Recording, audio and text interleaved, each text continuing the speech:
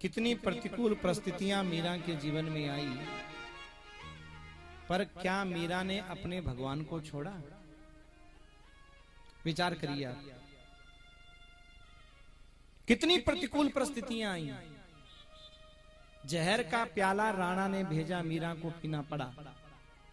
सर्प का पिटारा, शेर का पिंजरा, हा? कितने ताने।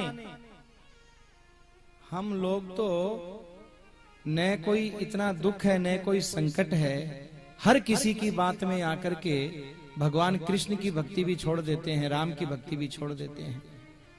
हमारे बाप दादा मर गए राम राम करते करते। इतिहास उठा करके देख लेना अपने खानदान का। जरा सोचो, जब हमारे बाप दादा के जो इष्ट रहे हैं हम उनके ही नहीं हैं, तो फिर दूसरा बाप बनाने से फिर फायदा क्या है?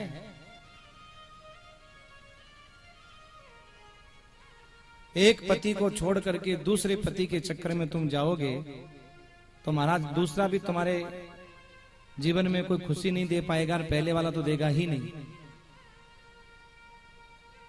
इसलिए जो अपने परिवार में इष्ट देवता, कुल देवता, परमात्मा, जिसको तुम्हारा परिवार आज तक मानता आया है, उसको मानते रहिए अगर जीवन में खुशहाली चाहते हो तो। और नहीं सजनों, दुख के अलावा और कुछ नहीं मिल सकता। देखो, अगर बच्चा नालायक भी निकल जाए ना तो माँ बाप फिर भी दया कर देंगे, लेकिन दूसरों की बातों के चक्कर में दूसरे के पास चले गए तो वो दया करने वाला नहीं है। इसलिए अपने घर में जो राम और कृष्ण की जो परंपराएं रही हैं, जो ने मेरे राम का वो ने किसी काम का, चाहे वो कोई पंथ हो, चाहे धर्म हो, चाहे नेता हो, चाहे विनेता हो, चाहे वक्ता हो, चाहे उपदेश देने वाला हो, जो ने मेरे राम का वो ने किसी ही। और इसका उदाहरण क्या है? मीराबाई ने पत्र लिखा, किसको? गोस्वामी जी महाराज को, कि यहां बहुत प्रभु का विरोध हो रहा है, मैं क्या करूं? तो गोस्वामी जी ने उत्तर दिया, जाके प्रिय न राम वैदेही तजीय ताहि कोटि बैरी सम यद्यपि परम स्नेही। जिसको भगवान राम प्रिय नहीं है उसे करोड़ों दुश्मनों के समान छोड़ देना चाहिए। मीराबाई ने पूछा, मैं ही शुरुआत करूं या किसी और ने भी शुरुआत की है? तो आगे कहते हैं गोस्वामी जी, पिता तजो प्रहलाद, भगवान का विरोध करने वाले हिरण्यकश्यप के पुत्र प्रहलाद ने अपने बाप को छोड़ दिया कि आप प्रभु विरोधी हैं तो आप मेरे कोई काम के नहीं हैं। पिता तजो प्रहलाद बंधु विभीषण, विभीषण ने अपने भाई को बहुत समझाया, राम का विरोध मत करो, राम का विरोध मत करो, लेकिन नहीं माने। लास्ट में विभीषण ने अपने भाई को ही छोड़ दिया। पिता तजो प्रहलाद बंधु विभीषण और भरत महतारी, भरत ने अपनी मां का त्याग कर दिया। किस कारण?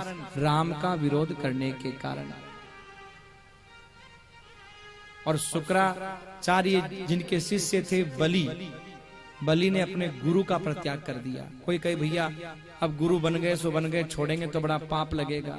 भैया तब जागो तब सवेरा।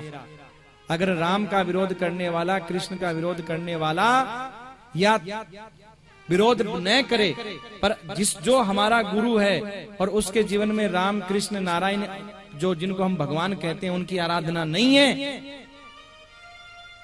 तो मेरे भाई उधर जाने से कल्याण होने वाला नहीं है। अगर कल्याण करना है तो शरणागति परमात्मा की ही लेनी पड़ेगी।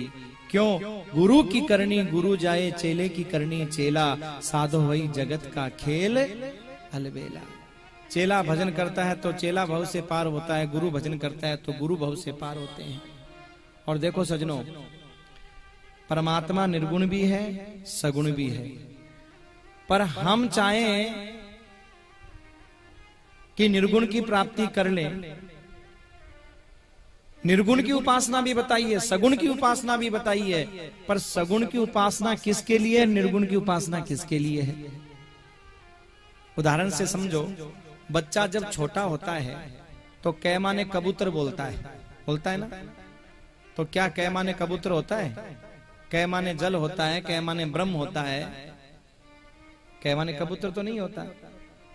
पर छोटे बच्चे को वो कै याद कराया जाता है उस कबूतर को दिखा करके, कै माने कबूतर, कै माने कबूतर, ऐसा होता है ना। पर धीरे धीरे जब वो बड़ा होता है ना, तो फिर वो कै कबूतर नहीं बोलता, कै समझ जाता है हाँ? तो जब आप ठाकुर जी की उपासना करोगे, रामकृष्ण की उपासना करोगे, तो मेरे प्रभु का सगुण स्वरूप है राम और कृष्ण के रूप में, और इन परमात्मा का वो निर्गुण स्वरूप भी है। अब इस सगुण स्वरूप की उपासना करते करते निर्गुण में अपने आप मन लग जाएगा, लगाने की जरूरत नहीं है। पर महाराज बिना इसके निर्गुण में मन लगाना आसान नहीं है, और गृहस्थी के लिए तो बिल्कुल आसान नहीं है, क्योंकि गृहस्थी में 50 प्रपंच होते हैं। आप कभी आंख बंद करके देखना क्या क्या दिखाई देता है आपको, आंख बंद करके देखना और सच्चे दिल से बताना क्या दिखाई देता है। कभी आपको भगवान दिखाई दिए क्या आंख बंद करने के बाद?